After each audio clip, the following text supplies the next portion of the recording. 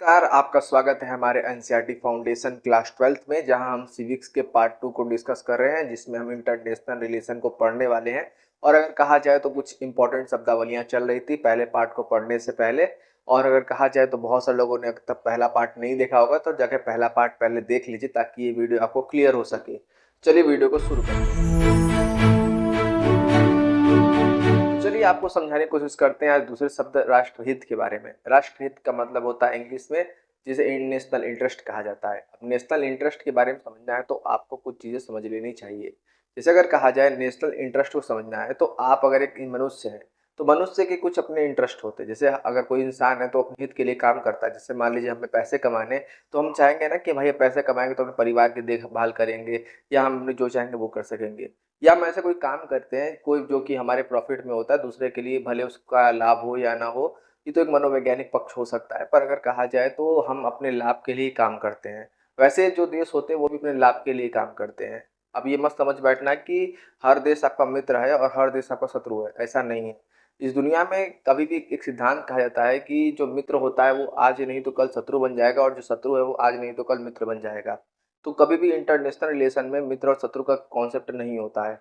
जो आपको लगता है कि आज आपका दुश्मन है वो आपका कल दोस्त होगा, क्योंकि आपको उससे इंटरेस्ट मिलना चाहिए कि अगर आपका जहाँ लाभ मिल रहा है आप उसके पक्ष में झुक सकते हो। इंटरनेशनल रिलेशन ये सिखाता है। जैसा कि अभी देख सकते हो कि इंडिया और अमेरिका के संबंध जो है थोड़े बिगड़ रहे हैं। वही भारत चाइना संबंध में सुधार आ रहा है। अब ये क्या है, अब देखो इंडिया क्या करता है कि इंडिया को लग रहा है कि अमेरिका की कुछ चीज़ें वो मांग जायज़ नहीं है। जैसे अगर कहा जाए कि वो अमेरिका चाहता था कि इंडिया और पाकिस्तान के बीच जो विवाद चल रहा था उसका कहना था कि उसने सॉल्व किया है, पर इंडिया कहना था वो सॉल्व नहीं किया गया, क्योंकि ये दोनों के बीच में आपसी बैठक के कारण हुआ है सॉल्व। तो अमेरिका क्या है, अपना कहीं ना कहीं हित रखता था कि भैया उसको नोबेल प्राइज जीतना है। डोनाल्ड ट्रंप का इच्छा था कि भैया हमको नोबेल प्राइज जीतना है। तो यहाँ आप देख सकते हो कि एक व्यक्ति का भी हित क्या है, एक देश का हित बन सकता है। यानी डोनाल्ड ट्रंप का हित क्या हो गया, पूरे इंटरनेशनल यानी जो कि अमेरिका का राष्ट्रहित है वो बन गया। जैसे जो देश का संचालन कर रहा है उसका हित भी कहीं ना कहीं राष्ट्रहित बन सकता है। यहाँ पे आप इस कॉन्सेप्ट को देख सकते हो। जैसे डोनाल्ड ट्रंप की सरकार इस समय चल रही है, तो डोनाल्ड ट्रंप के द्वारा जो भी नीति बनाई जाएगी वो कहीं ना कहीं अमेरिका की बनाई गई नीति को माना जाएगा।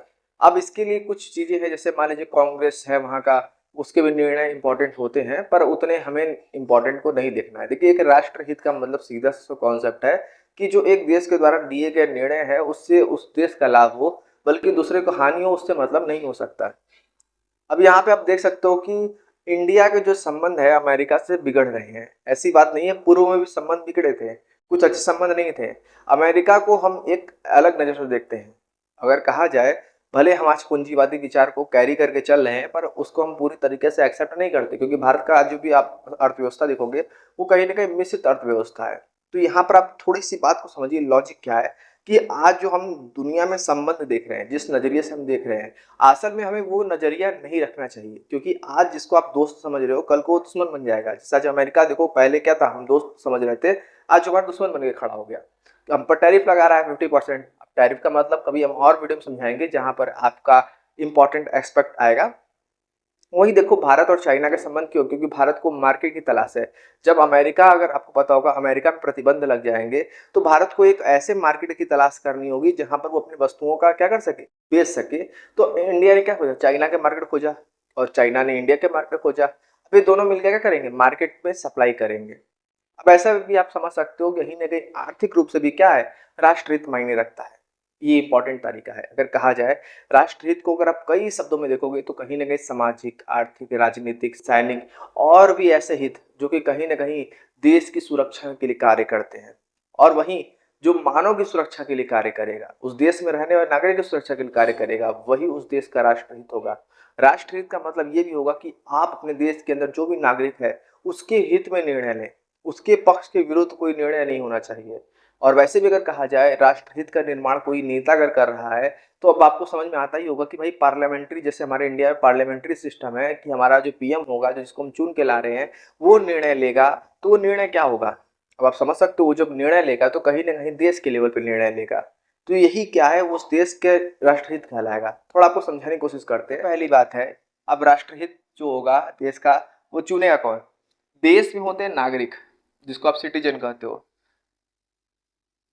अब इस सिटीजन क्या करेंगे, ये इलेक्ट करेंगे यानी चुनेंगे चुनाव के माध्यम से कि चुनाव के माध्यम से एक नेता चुनेंगे या एक सरकार चुनेंगे। ये सरकार का काम क्या होगा कि भैया इस देश का निर्णय ले, देश के भाग्य को बदले। अब ये देश के भाग्य को बदलने के लिए क्या करेगा? विदेशों में दौरा करेगा, विदेश जाएगा, क्योंकि जब तक विदेश नहीं जाएगा तब तक क्या होगा? कोई भी निर्णय नहीं आ जाए। आप देखोगे भारत को लेकर कि नेता आपस में एक दूसरे पे इल्जाम लगाते हैं, जो मुख्य नेता को लेकर, कि भैया विदेश दौरा अधिक करते हैं, भारत में रहते ही नहीं है।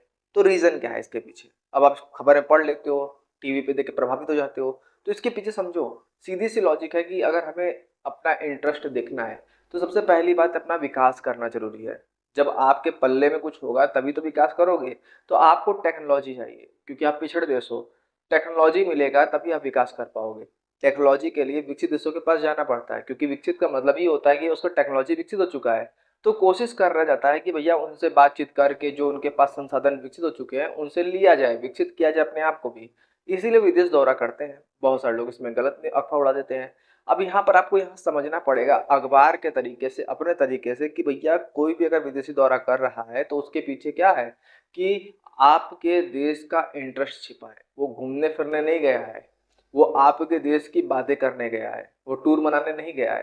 तो यहाँ पर सीधी सी बात है कि अगर आपके देश के पास रिसोर्स नहीं, जैसे मैंने आपको बताया काबिल, काबिल को लेकर अब 30 एलिमेंट्स की बात हो रही है कि जिसको हमें चाहिए, तो हम अपने एलिमेंट्स के पूरा करेंगे, यानी अपने जो 30 मुख्य तत्व हैं जिनकी आवश्यकता हमें इस समय है, उसको हमें पूरा करने की जरूरत है। वही आप देखोगे कि ऐसे इकोनॉमी में मान लीजिए कभी इंडिया को आवश्यकता पड़ी लोन की, तो ऐसे डायरेक्ट लोन मिल जाएगा कि भैया इंडिया क्या है, उसका साफ कैरेक्टर रहा है देश का। ट्रांसपोर्ट इलेक्ट्रिसिटी हमारे पास पहले से डेवलप है, हम कोशिश करें और डेवलप हो जाए। तो ये क्या है, भारतीय विकास की दर तेजी से बढ़ रही है। अब यहाँ तक आप समझ में आ गया होगा, तो हम अगली बार पहला लेसन स्टार्ट करने की कोशिश करेंगे। उम्मीद करते हैं आपको अच्छा लगा।